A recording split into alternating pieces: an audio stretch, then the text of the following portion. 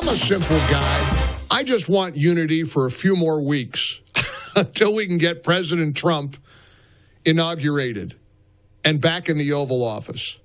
Never underestimate the Republicans' ability to snatch defeat from the jaws of victory. We had a triumphant victory just a couple of short months ago. November 5th was a game changer in a big way. And now a few Republicans threaten to upend the actual certification of Donald Trump. Bottom line is, Donald Trump wants Mike Johnson in place as Speaker of the House. And from where I sit, that should be good enough for us. Trump's the guy who won. Trump's the guy who defied all the odds. He got shot. He got arrested. He got convicted. They raided his home. And what did he do? Hopped up on a garbage truck. He served fries from McDonald's.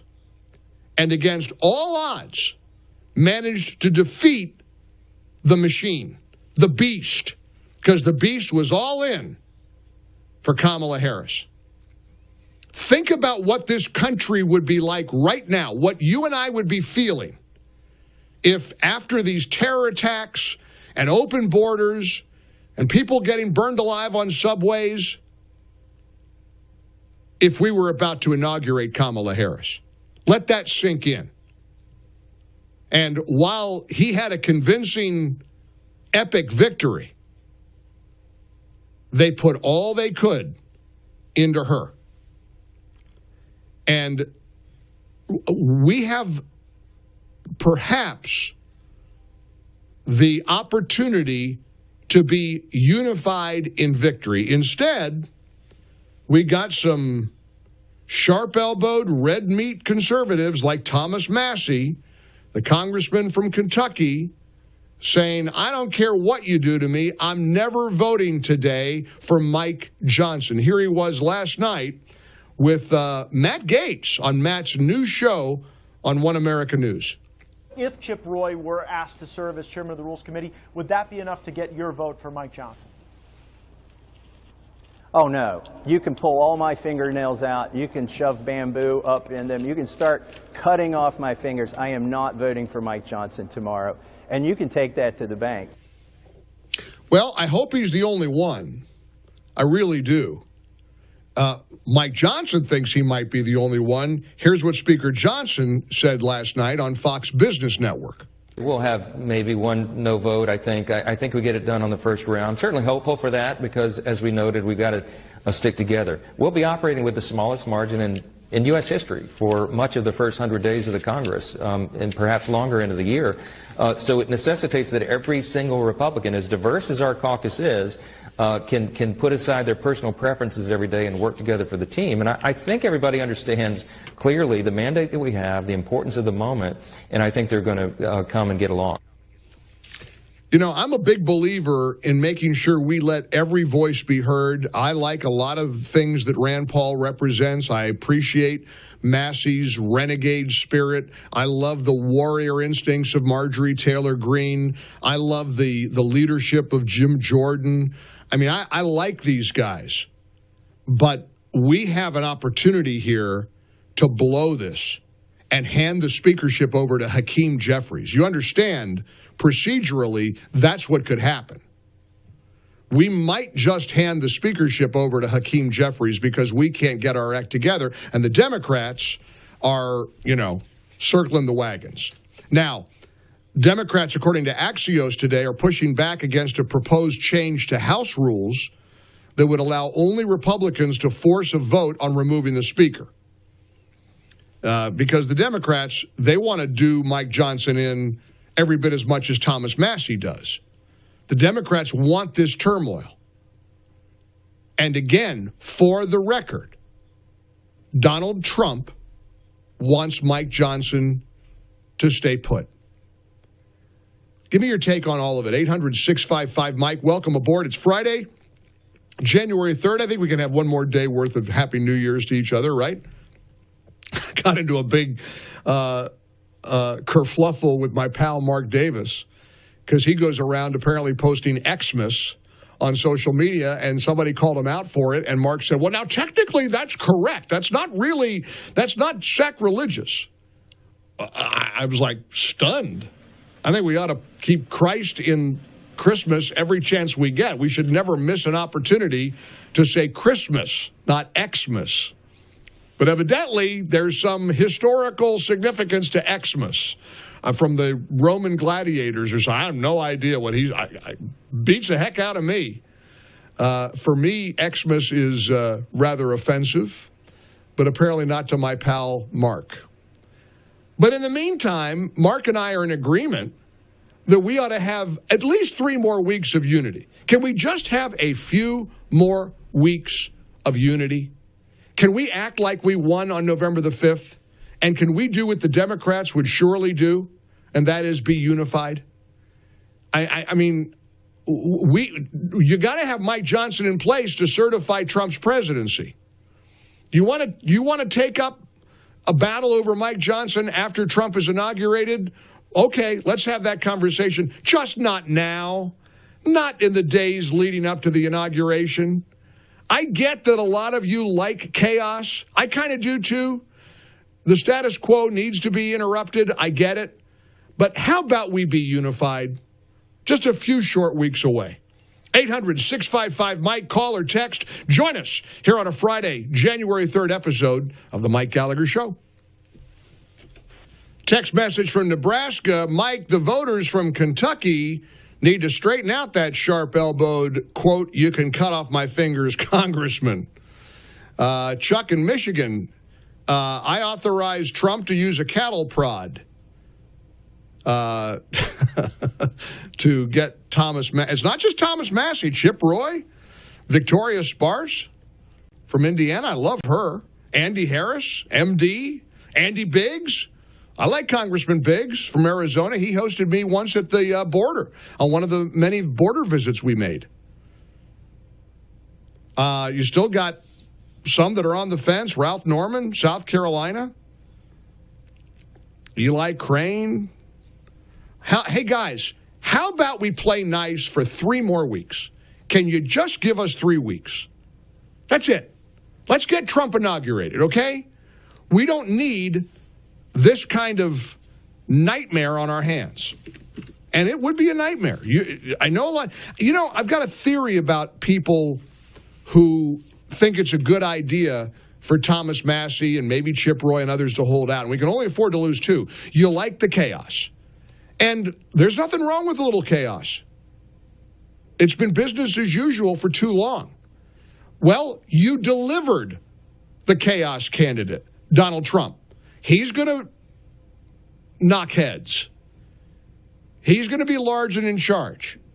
And he wants, incidentally, Mike Johnson, which, again, I don't know about you, good enough for me. Here's Chicago. Kevin, Happy New Year, Mike. Welcome back. Thomas Massie is 2025's Liz Cheney. This is the worst time for him to pull something like this. There should not be any division in the Republican Party right now. Massie needs to set his priorities and settle his differences with Mike Johnson and the Republican Party after the certification of our next president of the United States. Kevin, you're spot on. You want to challenge Mike Johnson because he's cozying up to the Democrats and authorizing too much spending, and you don't like his agenda. Now's not the time. Now's not the time. Jay's in Colorado. Hey, Jay, Happy New Year. How are you? I'm good.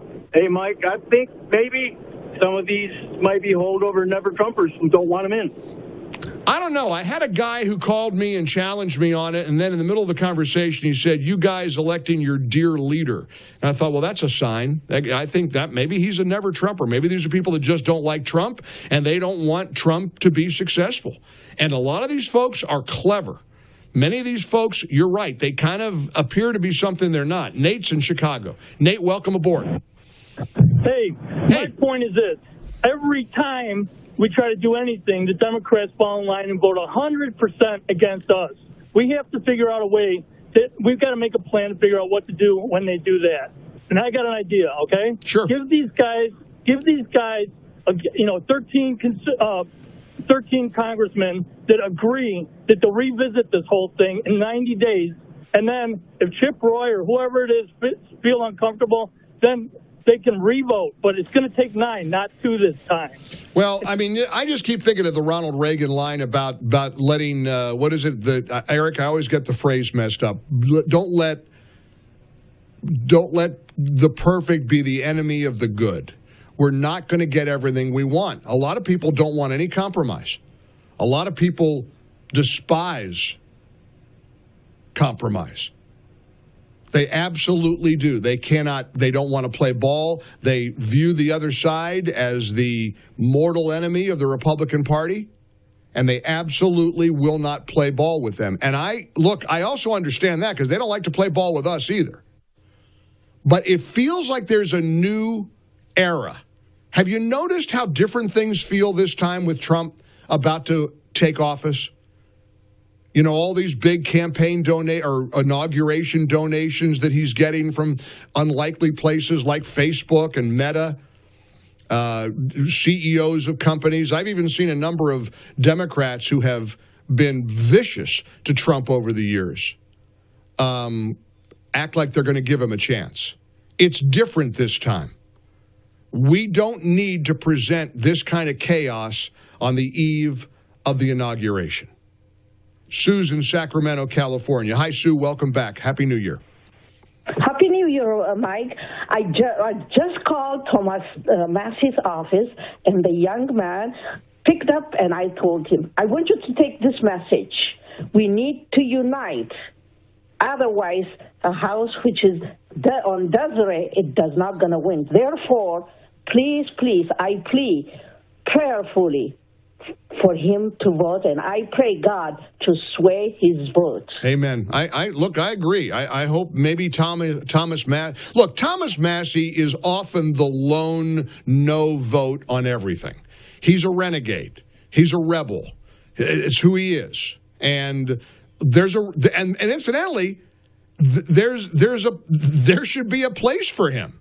He should not be ignored or shot down all the time or avoided. Listen to his arguments. It's like Rand Paul. Rand Paul has a strong libertarian streak, probably more so than I do, or many of you. But you know what? Some of these folks that are playing games, they're doing it at the expense of the Trump mandate. Trump has a mandate. There's no question about it. Now, I'm really intrigued by how Brian Glenn will receive all of this. And I've gotten to know Brian over the years. Really good guy. He has spent several years in the Dallas area working with us at Salem. He covered the 2020 campaign, 2024. He's got a great relationship with Marjorie Taylor Greene. And Brian's a smart guy. He's now with Real America's Voice. He covers the White House and Capitol Hill. And he actually asked me to be on his show. He was filling in for somebody yesterday afternoon, and he said, could you come on my show? And I said, I would, but I've got a dentist appointment. However, why don't you come on my show? And let's chat. And I saw him at the RNC, and we've hung out a little bit together, and I want to get him on the show. So, and Brian is real plugged in to that warrior world. And I love what I call the warrior world, the warrior spirit, the fighters like Marjorie Taylor Greene, like Jim Jordan, like Massie, like Rand. It's okay. So we'll see what Brian has what his take on it all is, and we'll see what he thinks about some of the disastrous responses we've seen to the terrorist attacks in New Orleans and Las Vegas. Welcome in. Great to have you here on a Friday. Nice short week for us here. Back to real normal on Monday, but in the meantime, join us, 800-655-MIKE.